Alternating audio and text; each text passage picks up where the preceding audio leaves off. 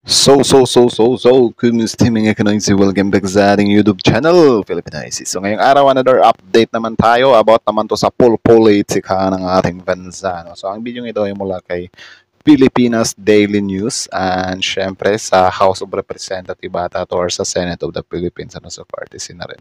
So ang video ito ay merong pamagat na Cornel Espinedo, sinungaling si Senator Bato. Diyos ko, grabe.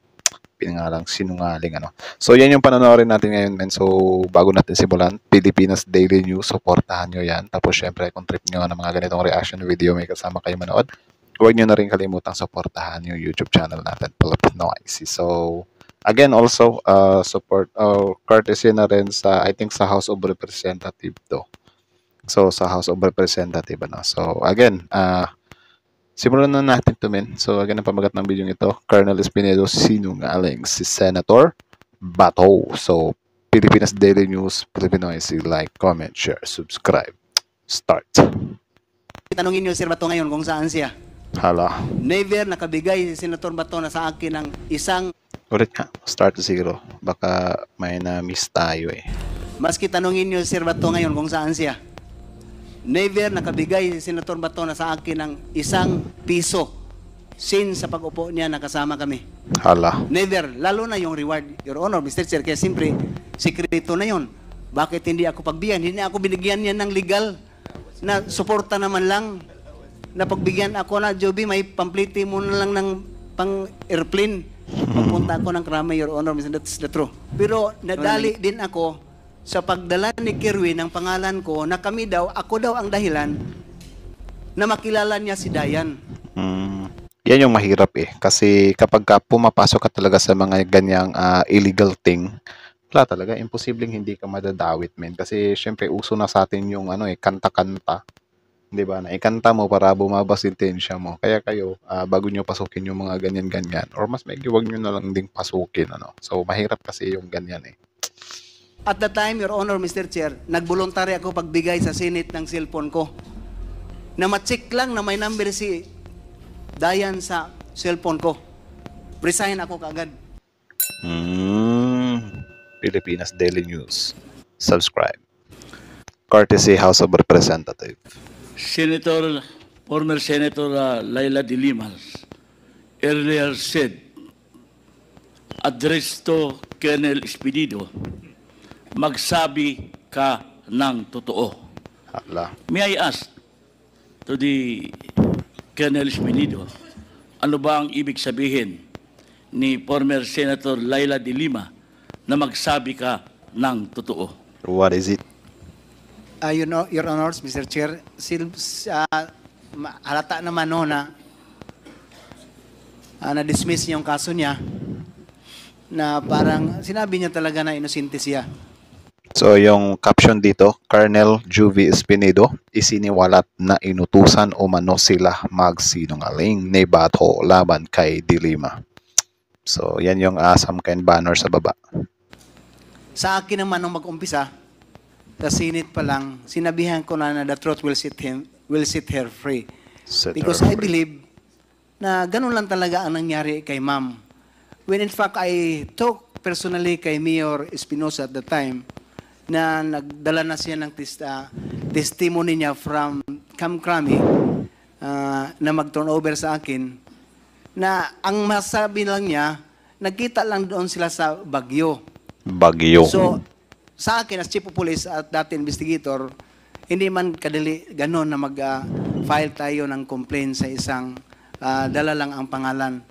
Kaya, tama. I doubt. Dapat ebidensya din. Or, kaya mo rin siyang suportahan. First na, ang sinasabi mo. Hindi totoo yun. Pero, as Chief of Police na mag-file lang ng complaint, endorsement doon sa department, sa institution, na yun ang talagang papuntahan, hanggang doon lang ako. No? But as I've said, na I doubt, kaya nagsabi ako sa kanya na the truth will set her free. And when in fact, kinamayan ko si ma'am right after sa Senate ko natandaan ni ma'am, pinuntahan ko siya na naghingi ako ng sorry. Sorry talaga ma'am, but the truth will set you free. Sorry, the truth will set you free. So parang aware siya nung time na yon. Actually, yung sobrang weird din nun ah. Doon lang sa akin, Your Honor, Or Mr. Chair. cringe. Can I say something, Your Honor? I may. Si, Tuloy na. sino yung, parang naipit eh. Former Senator Laila de Lima, ma'am, yun po ba ang gusto mong ipaalam o gusto mong mangyari na sabihin? Ano ba talaga po ang gusto mong sabihin kay Colonel Espinido na magsabi siya ng totoo? Mag-shabby. Senator? Okay. Nasagot na ho niya ng konti, partially. Yung gusto ko sanang marinig sa Nasagot ng konti talaga yun. No? So, naghanda na siya. Meron na siyang notes dyan eh. Tapos pink pa yung laptop niya. Hindi na ba dilaw yan, madam? kanya. Na sinasabi niya na the truth shall set you free. Yes, nasabi niya po sa akin yan.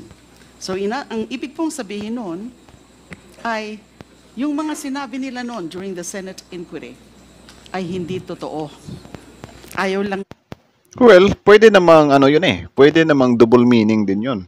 'Di ba? Kunyari, nung time na yun, certain talaga si sir na totoo to or whatsoever. Parang sinasabi niya lang din na kung ano talaga, makakalaya ka naman. Or lalabas din naman yung katotohanan. Parang ano lang ba, kunyari, may magnanakaw tapos may ebidensya.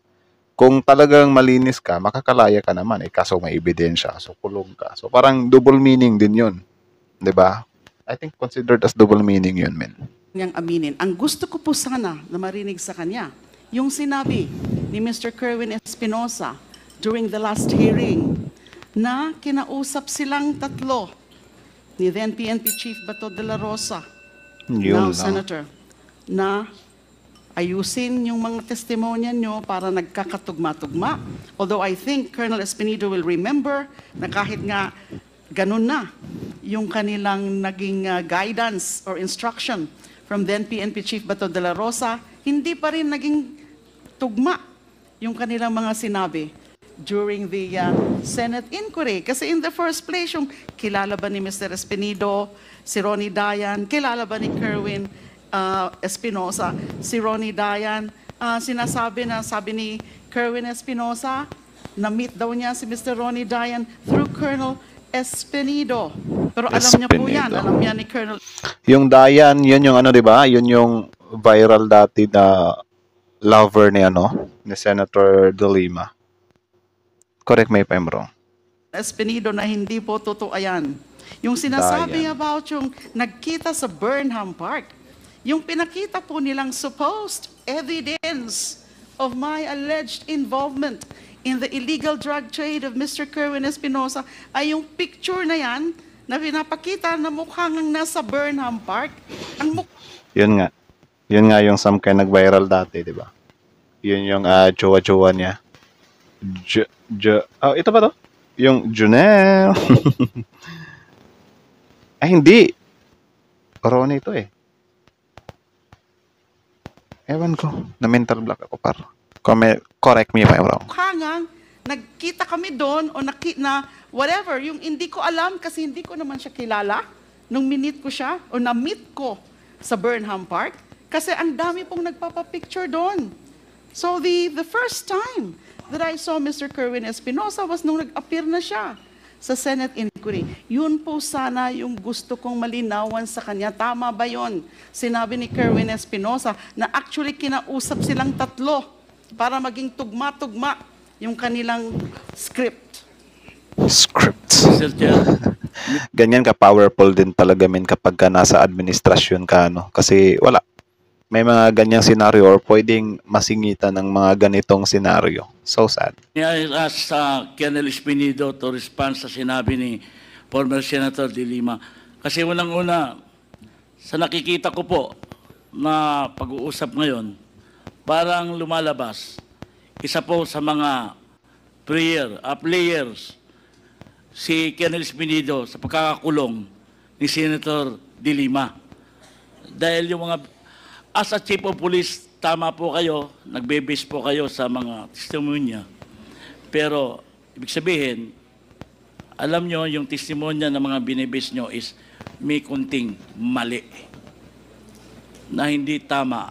Dahil, bakit kayo kakausapin ni Senator De La Rosa, the former Chief PNP, Bato. na hindi tugma-tugma ang inyong mga testimonya kung hindi kayo bumubuo ng isang kwento?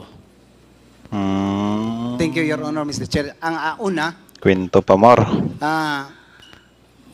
sinabihan ako ni General Bato na involved ng drugs, tumatanggap kay Kirwin before the Senate. Nung sa Senate, Kung totoo tong sinasabi dito ni Colonel Espinedo, wala talaga, ewan ko kung anong reaksyon ni Senator Bato ngayon. Kung totoo lang ha. na, hindi na ako nirecognize ni Kirwin na nakatanggap ng 20,000.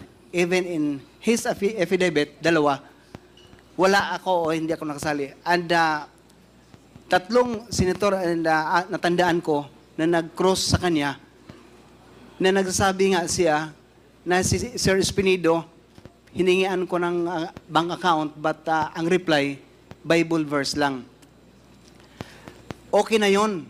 Pero nadali din ako sa pagdala ni Kirwin ng pangalan ko na ako daw ang dahilan na makilala niya si Dayan. At the time, Your Honor, Mr. Chair, nagvoluntary ako pagbigay sa Senate ng cellphone ko.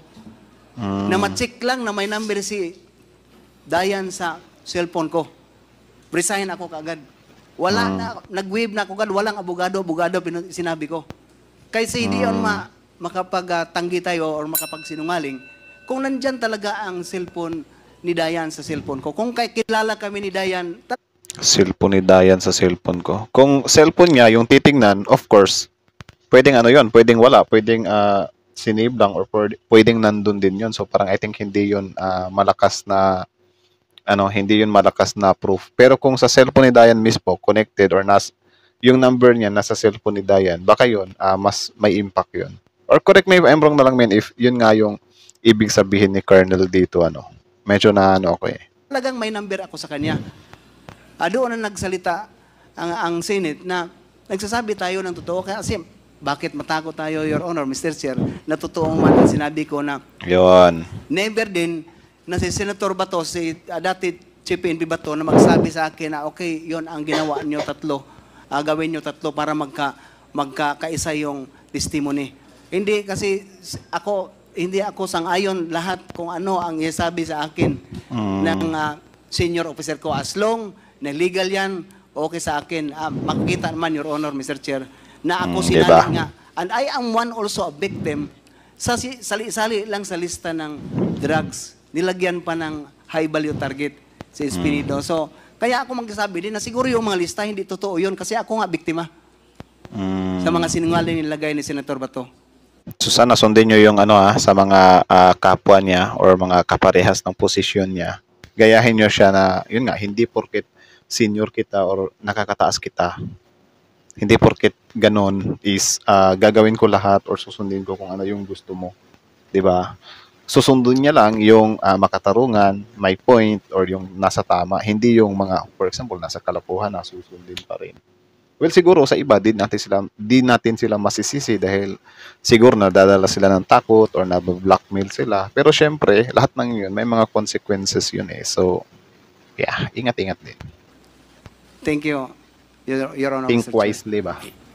Mr. Chair, hindi kaya nilagay yung pangalan mo dahil hindi ka na sumusunod sa gusto nila sa bandang huli? Yun lang. That's one of the reason, Your Honor, Mr. Chair. Ilan po ba ang... Diba? Yan yung mahirap kapag hindi ka kasi nakikisama sa mga gumagawa ng mga kalokohan na yan. Either tatanggalin ka nila, yung iba nga, sinuchugi, diba? Pero ganyan, yung iba naman, pinaparatangan ka para syempre maalis ka sa dinadaanan nila, patay nyo nung panahon sa war on drugs? Sa war on drugs sa Albuera, ni isang namatay sa Albuera. Sa Ozamis, sa 2 taon ko may siyam. Sa 2 taon. Sa Bacolod, never ni isa na namatay sa war against illegal drugs. Your Honor, Mr. Chair. Ilan ang nakuha mong rewards? Kung reward lang, matandaan ko, Your Honor, Mr. Chair, kasi may resolution ang Uzamis, si Mayor Aldong Paruhinog at the time, na kung may makahuli ang pulis ng isang malaking drug Tao. pusher, may 100,000 na ibigay from the local government unit. So, Ooh, 100K. Kaya pala dati, grabe kung ano sila, manghunting sila. Sana yung pinakaulo na talaga. 'Di ba? Sana yung pinakaulo na talaga, yung pinaka-boss talaga. Yun yung, pero I think malabo din kasing mawala yan, men eh. Kasi wala, yung mga tao greedy sa pera. nakakuha kami ng 600,000. Nakatanggap together with the presence of the MILG, $600K. na nandoon, Grabe. na ako ang tumanggap ng pera at saka plaque of appreciation na nakahuli tayo ng worth of 600,000 ang binigay ng local government unit sa PNP ng Uzamis, Your Honor, Mr. Chair. Grabe. Mr. Chair, di ba pinag-uusapan natin yung reward system na sinabi ni Colonel Garma? Di ba sabi niyo may napatay kayong mga sa war on drugs? Ang tanong ko ngayon, ilan yung galing sa nasyonal na pera ang natanggap mo para sa war on drugs? Hindi yung galing sa lokal. Your Honor, Mr. Chair, siguro sa Uzamis, to tell you the truth, no? Maski tanungin niyo si Sir Bato ngayon kung saan siya. Never nakabigay si Senator Bato na sa akin ng ₱1 since sa pag-upo niya nakasama kami. Never. Lalo na yung reward, Your Honor, Mr. Chair, kaya siyempre, sikreto na yun. Bakit hindi ako pagbigyan? Naging maingat din talaga sila. 'Di ba? Tingnan nga natin. Medyo bilisan natin ng konti kasi mahaba tong bidyong to eh. Ayan. Ako binigyan niya ng legal na suporta naman lang. Napagbigyan ako na, Joby, may pampliti mo na lang ng pang-airplane. Magpunta ako ng Krama, Your Honor, that's the truth. Ano na nangyari? Thank you Your very time much, is up, Mr. Chair. Congressman Teves. Your time is up. Thank you. Please wrap up. Okay, thank you, Congressman Teves. So the last interpolator before we shift to another resource person for today is Congresswoman Arlene Brosas. You have 10 minutes. Yes, thank you, Mr. Chair. Very, very short lang, Mr. Chair. I have two questions, Mr. Chair. The first one is for Senator Laila de Lima. Yung RA 9851 po, may prosecution na ba dito niyan? Mr. Chair, Your Honors, as far as I know, there's none yet. Yan. Di natin gaanong rinig. Narinig nyo ba yung ulan, men? Umuulan kasi dito eh. So, ano ba, lalakasan na lang natin yung boses natin, ano? Kaya niyo po minimension yung RA 9851 ay sa pagkakaalam ko because of the Section 17, tama? Yung, Yes, one of those. Yes. Oo, in Tama. the interest of justice, the relevant Philippine authorities may dispense with the investigation or prosecution of a crime punishable under this act if another court or international tribunal is already conducting the investigation or undertaking the prosecution of such crime. Instead, the authorities may surrender or extradite suspected or accused persons in the Philippines to the appropriate international court, if any, or to another state pursuant to the applicable extradition laws and treaties. So yun po, parang dahil doon, maaari ito ang maging legal basis para yung akusado ay pwede talaga ma-extradite. And we'll go through the process of the ICC. Yes, although as you said, maaari, because the law, the provision speaks of may. Specifically, Gigil eh. Ramdam mo rin talaga yung gigil ni ano eh, Dilima. Grabe, I think, ano ba men, 6 years ba? 6 years bang ano, nabilanggo si Dilima dahil doon sa ano, pinakulong siya ng past administration. So ngayon, isa siya sa nagpursige talaga na maihain sa ICC tong past administration. Sorry. So it all depends on the relevant Philippine authorities kung gusto nilang gawin yun. Yes, thank you, Mr. Chair. Mr. Chair, Yun yung lang. second question ko po ay kay Attorney Maria Cristina Conti. Attorney, Mr. Chair, yung gusto nating malaman, bakit yung mga biktima, they would want na sa ICC magsampa ng kaso? Bakit, 'di ba? Bakit kasi walang domestic case eh. So bakit 'yon ang pinili ng mga biktima? Yes, thank you, Mr. Chair. The timing of the filing of the complaint or the communications before the ICC is also one point to consider. We filed it in 2018 at the height of the Duterte administration and at the height of the killings. First, one of the Tama naman. tama naman. Kasi syempre, paano mo kakalabanin? Mismo yung administrasyon, especially nagfa-function pa sila. Pwede nilang harangin yan. 'Di ba? So I think pinaka-smart move nila yon na tumayo or tumalon sila doon sa ICC. Doon mas effective talaga. Kaya nga dati nung sinabi ni nung past administration na bakit hindi natin need ang ICC kasi syempre functional pa tayo functional pa tayo. Yun pala kahit na maghain naman dito yung mga victims, hindi rin uusad kasi sila nga yung may hawak ng kapangyarihan, 'di ba? Is that there's presidential immunity for domestic suits. Second, there is complicity Presidential immunity, yun. of politicians and people in power. There were high officials were complicit in the crimes as suspected, and in fact, they even had officials in the IAS installed. Attorney Triambulo, whom I have identified as one of those appointed by Duterte, so that he could shield officials or police officers from liability. Nako. Also, Tapos tauhan pa nila para maprotektahan yung mga pulis nila. So wala talaga. Kawawa yung mga victim dati.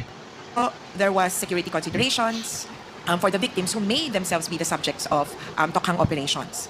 Politically, it was not conducive to file any criminal charges in the Philippines regarding the war on drugs at that time, because there was also a refusal of the government to consider this as a systematic attack on the people.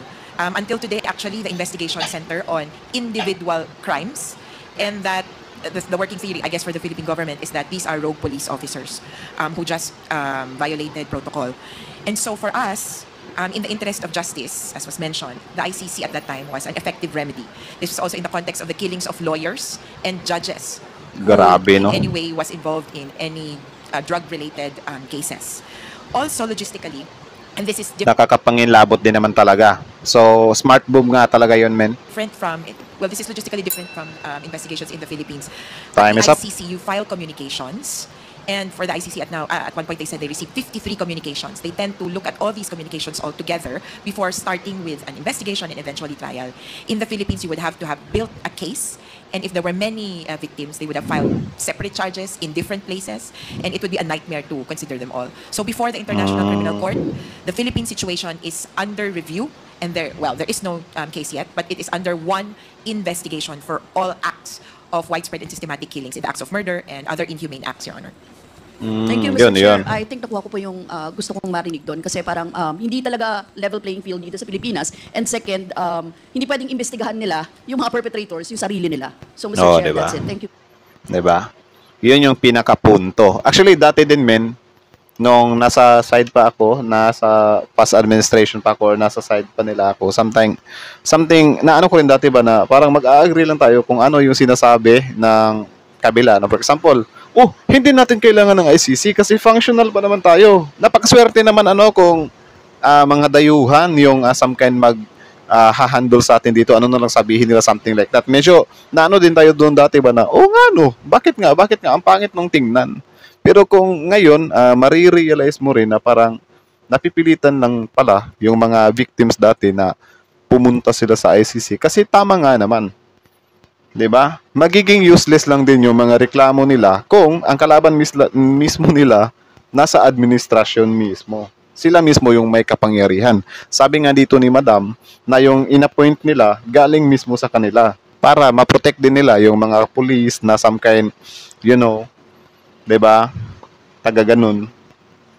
Tuloy. Mr. Chair. Thank you, Chair. Congresswoman Mr. Chair. Rosas. Mr. Chair, Mr. Chair, before we very go to quick. the other, can I just ask for clarification dito kay Colonel Espinito, Mr. Chair? Okay, you're recognized, Congressman Abante.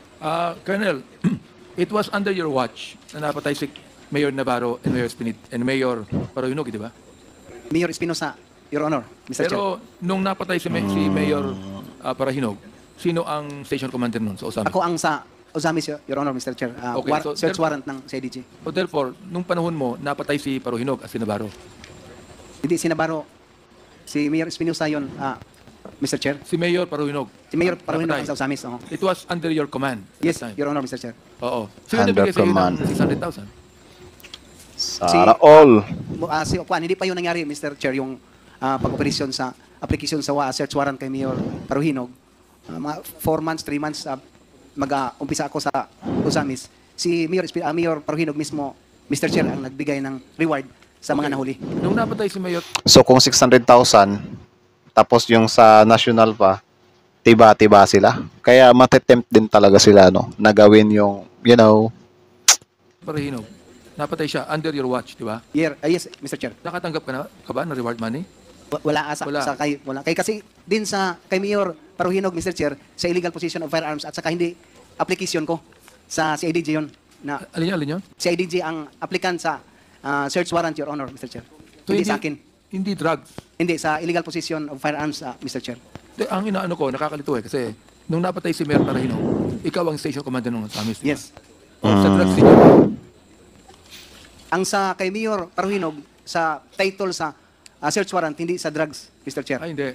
So, sinong nag-utos sa'yo na patayin si Mayor Parahinog? Hindi hala. naman nag-utos, Mr. Chair. Sorry to say that because first, ang applicant, ang officer responsible sa implementation ng search warrant ay ang CIDG. As Chief of Police ng Uzamis, nag-assist kasi area ko ang target, no, yung si Mayor Paruhinog. So nagkataon na kami ang nandyan assign, so sinama ng CIDG as applicanta ng kuan ng search warrant, Mr. Chair. At nanlaban si Parahinog kaya napatay. Oh, doon sa implementation kasi nabiruan may natamaan din kami. Grabe, ano, pinag-iinitan din kasi nila yung dati.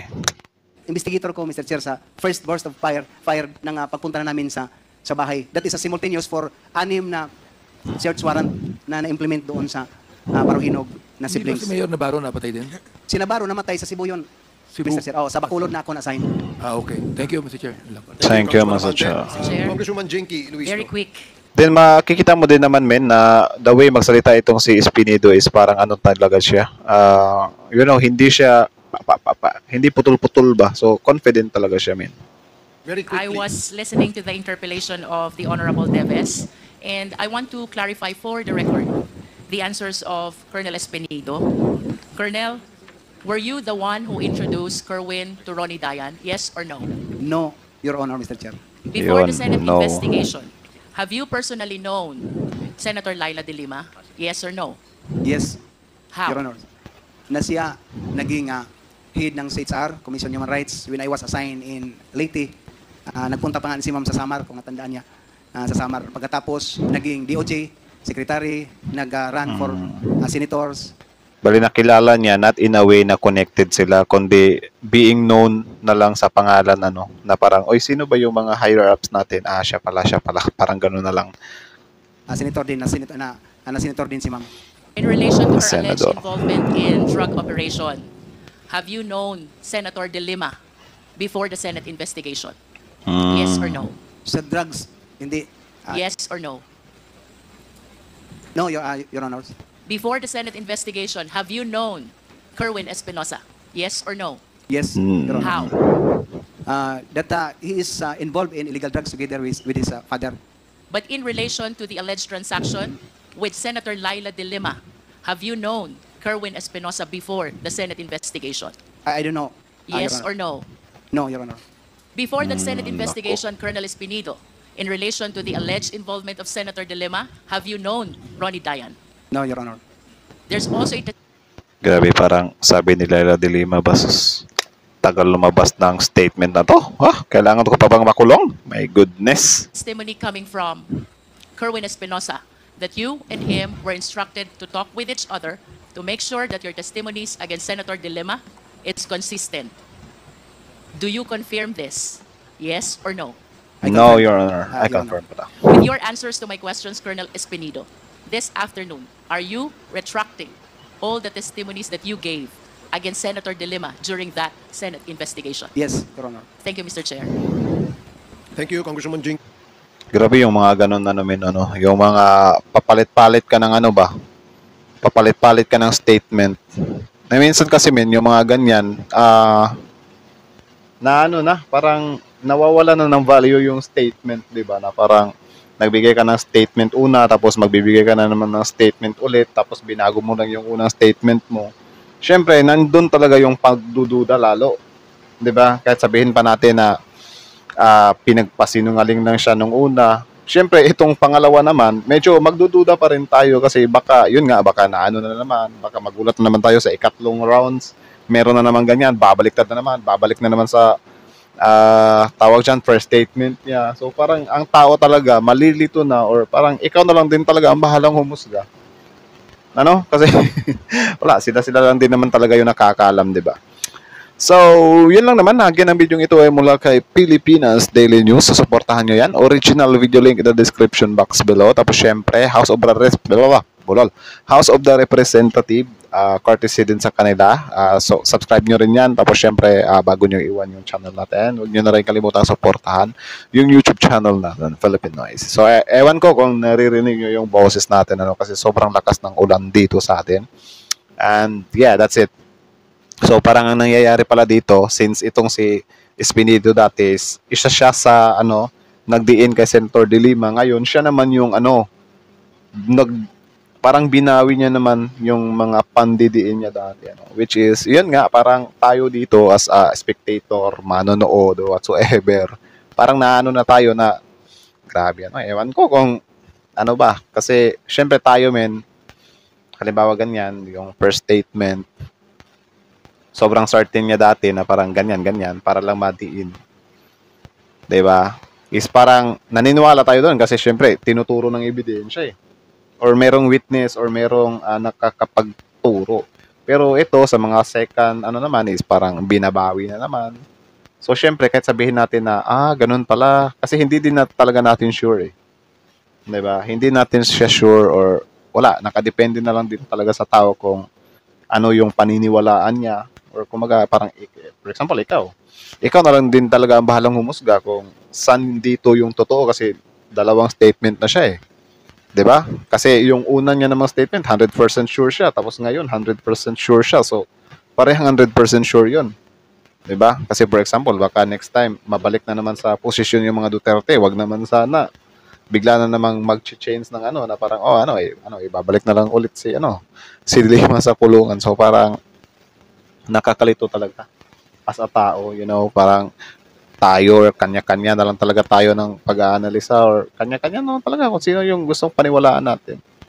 Kasi for sure, sa kabila, or for example, dati, sa mga, or sige sabihin natin ngayon, yung mga taga-suporta ni Laila de Lima, paniniwalaan talaga nila ito 100% na itong sinabi ni Colonel Espinido na ganyan nga, inutusan lang siya ni, Senator Bato ba yun? Yun ba yung sinabi nila? Something like that na parang, dapat mag-match yung mga nyo mag-match yung testimony nyo. So, wala talaga. Ang ending nito, 50-50. Well, I think ongoing pa lang din naman yung investigasyon dito. So, di pa rin talaga natin alam yung, 100% na katotohanan dito. Kasi parang, pa lang naman to parang investigasyon pa lang.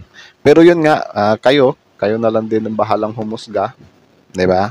Kung ano yung masasabi niyo sa usaping ito. Naniniwala ba kayo kay Colonel Espinido or naniniwala pa rin kayo na clean pa rin yung Duterte at makatarungan yung mga pinagagawa nila dati, So, kayo na lang din bahalang humusga. So, again, hanggang dito na lang muna. So, again, Pilipinas Daily News, Filipino IC, like, comment, share, subscribe. Filipino IC is out.